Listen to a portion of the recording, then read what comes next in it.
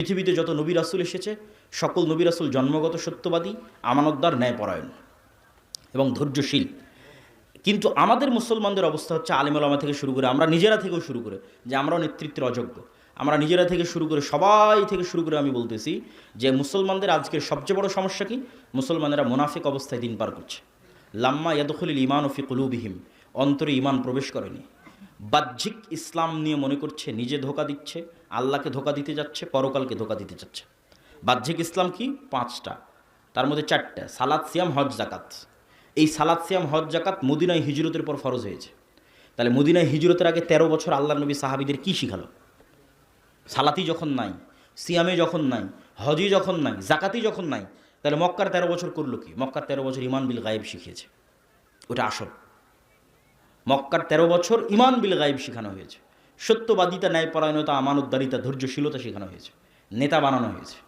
তারপরে যখন মাঠ রেডি হয়ে গেছে তখন তারপরে এসেছে সালাত, সিয়াম, হজ, জাকাত।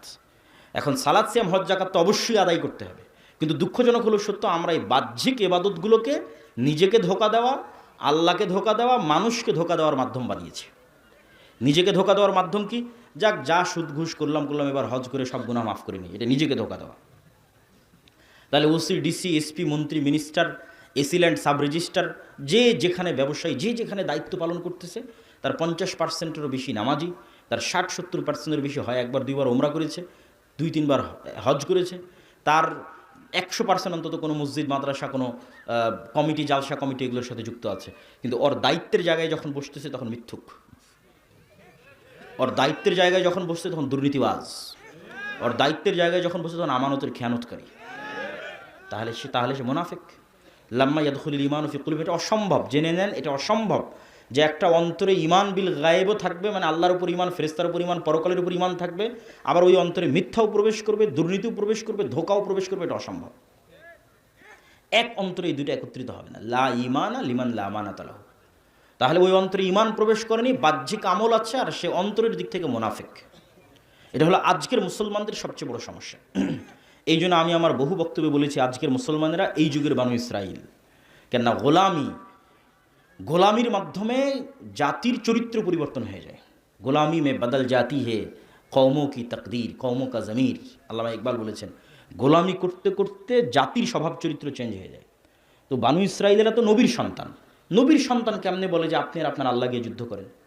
নবীর সন্তানেরা কেমনে বলে ঠিক আছে শনিবারের দিন মাছ ধরতে নিষেধ করলেন, আজ শনিবারের দিন আমরা বেড়া দিয়ে ঘিরে রাখবো, তো রবিবারের দিন মাছ ধরবো? 2 নম্বরই বুদ্ধি।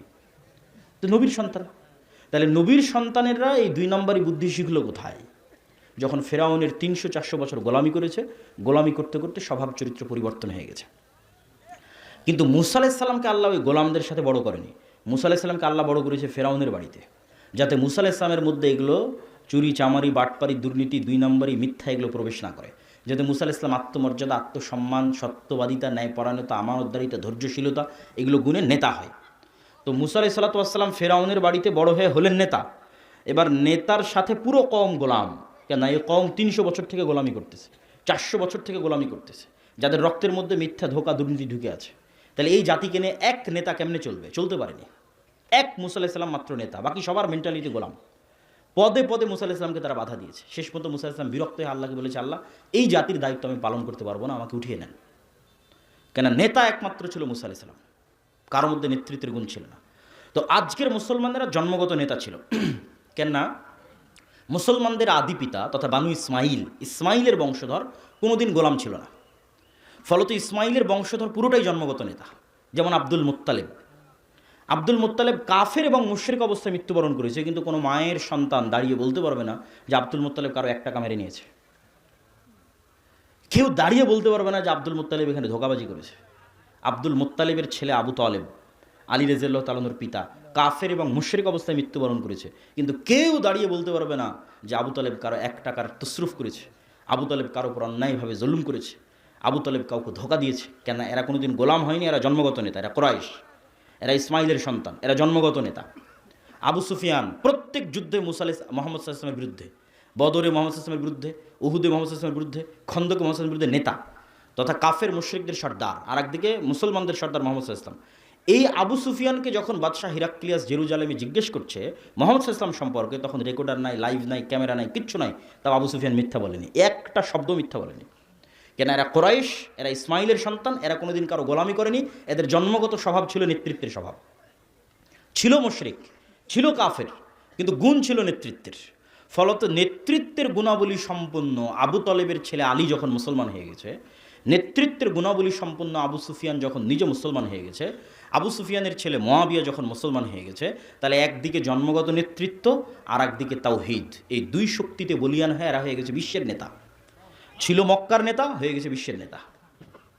উমাইয়ারাই সারা বিশ্ব শাসন করেছে, অর্ধ বিশ্ব শাসন করেছে। কেন? আগে থেকেই ছিল জন্মগত নেতৃত্বের গুণ, দুই নম্বরে এসে যুক্ত হয়েছে মুহাম্মদ সাল্লাল্লাহু আলাইহি ওয়াসাল্লামের কাছ থেকে তাওহীদের গুণ, গায়েবের উপর ইয়াকিন, যে সারা বিশ্বের নেতা হয়ে গেছে। এই মুসলমানেরাই যখন এই উপনিবেশ, ইউরোপীয় উপনিবেশের 150 বছরের গোলামি, এই 150 বছরের গোলামিতে আমাদের স্বভাব চরিত্র পরিবর্তন হয়ে গেছে। আমাদের রক্তের মধ্যে মিথ্যা, ধোঁকা, দুই নম্বরই দুর্নীতি, এগুলো ঢুকে গেছে।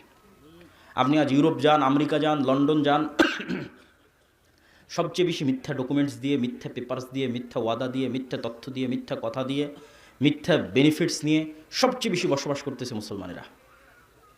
পুরো জীবনটাই মিথ্যার উপর দাঁড়িয়ে আছে। তাহলে কিভাবে তারা নেতা হবে? আর মুসলমানেরা যেন কোনোদিন সত্য বলা শিখতে না পারে, যেন মিথ্যার উপরেই, দুর্নীতির উপরেই তাদের প্র্যাকটিস চলে, এই জন্য ইহুদি খ্রিস্টানেরা দুইটা জিনিস মুসলমানদের উপর চাপিয়ে দিয়ে রেখেছে। একটার নাম গণতন্ত্র, আর একটার নাম সুদ। যেন কোনোদিন সত্য বলা শিখতে না পারে। গণতন্ত্র কেন? গণতন্ত্র এমন এক সিস্টেম যে ঠিক আছে, আমরা ব্রিটিশরা চলে গেলাম, আমরা সরাসরি তোমাদের উপর শাসক নাই, কিন্তু তোমরা যদি একবার সত্য বলা শিখে যাও, ন্যায় প্রতিষ্ঠা করা শিখে যাও, আমানতদার হয়ে যাও, তোমরা তো নেতা হয়ে যাবা। তোমাদেরকে গোলাম বানাতে চাইলে তোমাদেরকে মিথ্যা বলা, দুর্নীতি করা আমাদের শিখাতে হবে। এই কালচার অব্যাহত রাখতে হবে। আর এই কালচার অব্যাহত রাখার জন্য গণতন্ত্র লাগবেই। গণতন্ত্র এমন এক সিস্টেম যেখানে এক দল আর এক দলের বিরুদ্ধে বলবে তো বলবেই, একই আসনের মনোনয়ন প্রার্থী একই দলের একজন আরেকজনের বিরুদ্ধে মিথ্যা, নিন্দা, গীবত, তহমত, দুর্নীতি, টাকা দিয়ে মনোনয়ন কেনার চেষ্টা করবে। তাহলে যতজন এমপি পদে দাঁড়িয়েছে এরা আল্লাহর দৃষ্টিতে গায়েবের লজিকে গোলাম। হতে পারে নেতা, হতে পারে এমপি, কিন্তু গায়েবের লজিকে এরা সব কি বলেন তো? গোলাম, কৃতদাস। কেন? শুরুটা হয়েছে মিথ্যা এবং দুর্নীতিতে, এরা নেতা হতে পারবে না। এই মিথ্যুক দুর্নীতিবাজ এমপি, মন্ত্রী, মিনিস্টার যখন দেশের দায়িত্ব নেবে, তখন ও ভারত আর আমেরিকার টাকার কাছে বিক্রি হয়ে যাবে। কেননা ওই জন্যই ওকে তৈরি করা হয়েছে। একজন সত্যবাদী আমানতদার নেতার যদি জন্ম হয়, ও তো টাকার কাছে বিক্রি হবে না। তাহলে গণতন্ত্র অব্যাহত রাখতে হবে যেন মিথ্যুক তৈরি হয়। গণতন্ত্র মিথ্যুক, দুর্নীতিবাজ, ধোঁকাবাজ তৈরির কারখানা। এখানে সব নেতা মিথ্যুক অবস্থায় আসতে হবে, ওইভাবে কালচার তৈরি করা আছে।